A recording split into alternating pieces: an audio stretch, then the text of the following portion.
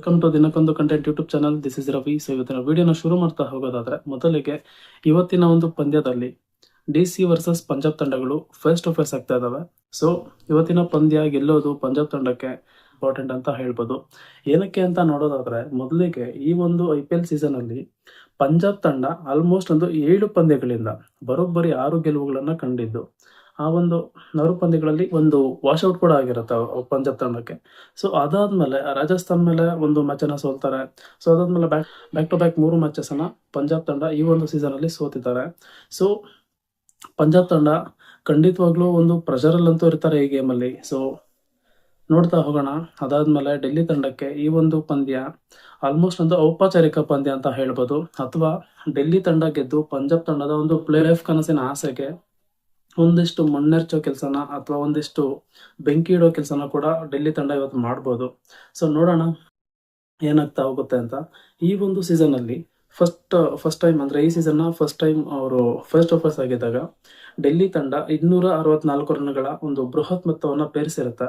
20 ಓವರ್ಗಳ ನಷ್ಟಕ್ಕೆ ಆ ಒಂದು ಪಂದ್ಯದಲ್ಲಿ KL ರಾಹುಲ್ ಅವರು 152 ಮಾಡಿದಂತಹ ಮೊದಲ ಇಂಡಿಯನ್ ಬ್ಯಾಟ್ಸ್ಮನ್ ಅನ್ನೋ ಒಂದು ಹೆಗ್ಗಳಿಕೆಗೂ ಕೂಡ ನಮ್ಮ KL ರಾಹುಲ್ ಅವರು ಪಾತ್ರರಾಗ್ತಾರೆ.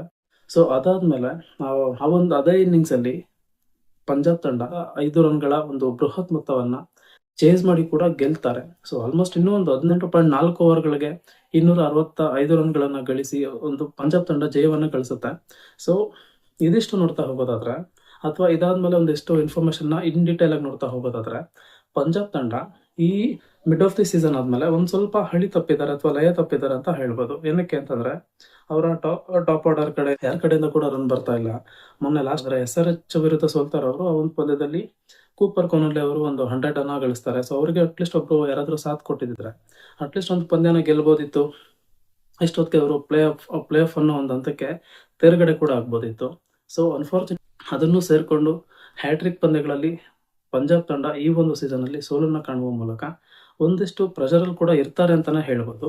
ಸೊ ಇದಾದ್ಮೇಲೆ ಡೆಲ್ಲಿ ತಂಡದ ಬಗ್ಗೆ ಒಂದಿಷ್ಟು ಇನ್ಫಾರ್ಮೇಶನ್ ನೋಡ್ತಾ ಹೋಗೋದಾದ್ರೆ, ಡೆಲ್ಲಿ ತಂಡ ಈ ಒಂದು ಸೀಸನ್ ಅಲ್ಲಿ ಆರಂಭಿಕ ಹಂತದ ಒಂದು 2 ಪಂದ್ಯಗಳಲ್ಲಿ ಗೆಲುವನ್ನು ದಾಖಲಿಸಿರ್ತಾರೆ. ಒಂದು LSG ವಿರುದ್ಧ, ಮತ್ತೊಂದು ಮುಂಬೈ ತಂಡದ ವಿರುದ್ಧ.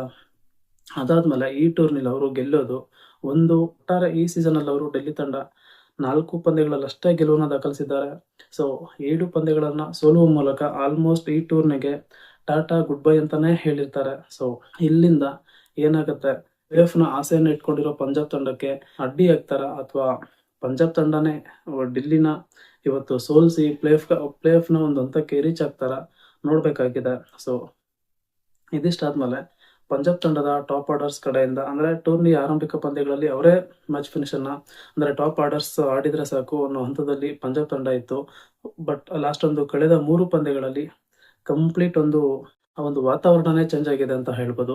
ಏನಕ್ಕೆ ಅಂತ ನೋಡೋದಾದ್ರೆ, ಪ್ರಿಯಂ ಚಾರಿ ಅವರಾಗ್ಬೋದು, ಪ್ರಭ್ರಮ್ ಅವರಾಗ್ಬೋದು, ಕೂಪರ್ ಕೊನೊಲೆ ಅವರಾಗ್ಬೋದು, ಶ್ರೇಯಸ್ ಅಯ್ಯರ್ ಅವರಾಗ್ಬೋದು, ಮತ್ತೆ 5ನೇ ಪ್ಲೇಸ್ ಅಲ್ಲಿ ಬರ್ತಾ ಇರೋಂತಹ ಈಗ ನೆಹಲ್ ವಧೇರಾ ಅವ್ರು ಬರ್ತಾರ, ಅಥವಾ ಇವತ್ತು ಶಶಾಂಕ್ ಸಿಂಗ್ ವಧೇರಾ ಅವ್ರನ್ನೇ ಕರ್ಕೊಂಡ್ ಬರ್ತಾರ ನೋಡ್ಬೇಕಾಗಿದೆ.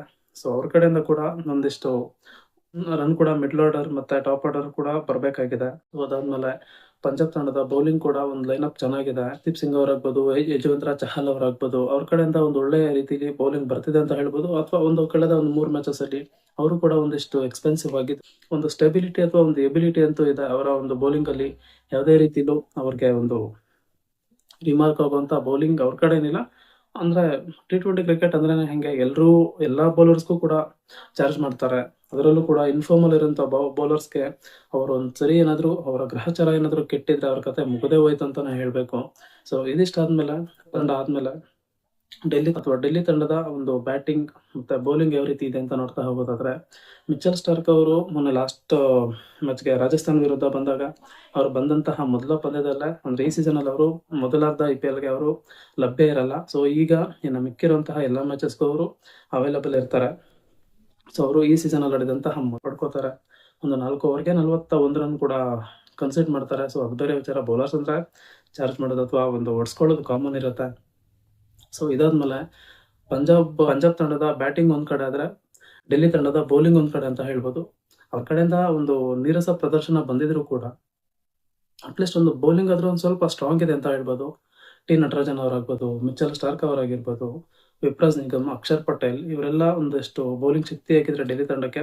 ಬ್ಯಾಟಿಂಗ್ ವಿಚಾರಕ್ಕೆ ಬರೋದಾದ್ರೆ ಡೆಲ್ಲಿ ತಂಡದ ಪ್ರಮುಖ ಬ್ಯಾಟ್ಸ್ಮನ್ಗಳಾದಂತಹ ಗೌತಮ್ ನಿಸಂಕ ಅವರು, KL ರಾಹುಲ್ ಅವರು, ಮತ್ತೆ ಮೂರನೇ ಪ್ಲೇಸ್ ಬ್ಯಾಟಿಂಗ್ ಬರುವಂತ ಸಮೀರ್ ರಿಜ್ವಿ ಅವರಾಗ್ಬೋದು ಅಥವಾ ನಿತೀಶ್ ರಾಣಾ ಅವರಾಗ್ಬೋದು, ಅದಾದ್ಮೇಲೆ ಅಕ್ಷರ್ ಪಟೇಲ್ ಅವರಾಗ್ಬೋದು, ಟ್ರಿಸ್ಟನ್ ಸ್ಟಬ್ಸ್ ಅವರಾಗ್ಬೋದು, ಮತ್ತೆ ಡೇರ್ ಅವರನ್ನ ಏನಕ್ಕೆ ಅಂತ ಗೊತ್ತಿಲ್ಲ, ಒಂದು 3 ಒಳಗಡೆ ಕರ್ಕೊಂಡ್ ಬರ್ತಾ ಇಲ್ಲ. ಸೊ ಅವ್ರನ್ನ ಕೂಡ ಕರ್ಕೊಂಡ್ ಬಂದ್ರೆ ಮತ್ತೊಂದಷ್ಟು ಬ್ಯಾಟಿಂಗ್ ಬಲ ಸಿಗುತ್ತೆ ಡೆಲ್ಲಿ ತಂಡಕ್ಕೆ.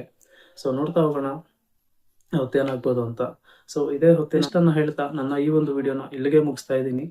ದಿನಕ್ಕೊಂದು ಕಂಟೆಂಟ್ನ ಯೂಟ್ಯೂಬ್ ಚಾನಲ್ ಅನ್ನ ಯಾರೆಲ್ಲ ಸಬ್ಸ್ಕ್ರೈಬ್ ಮಾಡ್ಕೊಂಡಿಲ್ವೋ ದಯವಿಟ್ಟು ಸಬ್ಸ್ಕ್ರೈಬ್ ಮಾಡ್ಕೊಳ್ಳಿ ಅಂತ ಕೇಳ್ಕೊಳ್ತಾ ನನ್ನ ಈ ಒಂದು ವಿಡಿಯೋನ ಇಲ್ಲಿಗೆ ಮುಗಿಸ್ತಾ ಇದ್ದೀನಿ. ಮತ್ತೊಂದು ವಿಡಿಯೋದಲ್ಲಿ ಮತ್ತೆ ಸಿಗೋಣ. ಅಲ್ಲಿವರೆಗೂ ನಮಸ್ಕಾರ, ಬಾಯ್.